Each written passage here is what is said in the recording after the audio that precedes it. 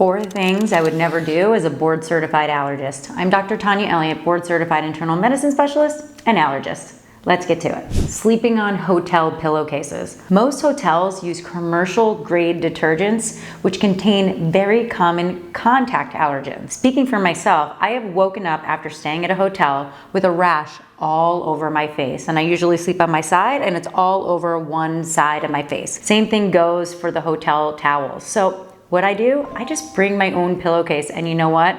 If I ever forget, I just take one of my t-shirts and put it over the pillowcase. But again, I personally have a contact allergy to one of the main ingredients that's used in commercial grade detergents. So this is an easy fix. Again, just bring your own pillowcase. Now, if you want to get fancy, you may want to consider a silk pillowcase, because there have been studies that show that when you sleep on a silk pillowcase, it actually can help to reduce the development of wrinkles. If you've ever woken up and you feel like you have a line or a crease on the side of your face, that typically won't happen if you use a silk pillowcase. Taking melatonin. I know lots of people take melatonin gummies and all kinds of melatonin supplements. I am not one of them, and I will tell you why. About 30% of the population has a genetic defect that results in increased melatonin receptors on the pancreas. Now, that ends up resulting in insulin resistance and high glucose levels, a risk factor for diabetes. Also, melatonin can influence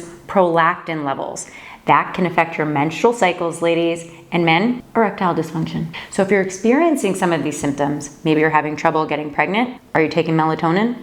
You need to stop. Okay, so before I spill more information, if you're enjoying this video, please go ahead and click that subscribe button. Okay, let's get back to it. Pulling an all-nighter. Now, when I did this first video and it did go viral, a lot of people said, well, I work a night shift. Now that's not what I mean. What I mean is not getting good quality sleep. Some people need less sleep than others, but typically 8 to 10 hours of consistent, continuous sleep is really important. Why? Lack of sleep can significantly impact cognitive functions, poor memory, inability to complete tasks, decreased alertness. Now let's talk mood and mental health. If you're not getting good quality sleep, you're gonna end up more anxious and more depressed. So as opposed to having to go on medications, focus on getting good quality sleep first. And I bet you didn't know this one, insufficient sleep and weight gain.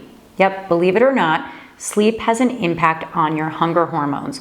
When you don't get enough sleep, your hunger hormones go through the roof, you end up eating more and gaining weight. Skipping a nighttime shower. Please, you can still keep your morning shower, but do not skip a nighttime shower. Why? Throughout the course of the day, think about all the things you're doing. As an allergist, think about all the allergens you're being exposed to.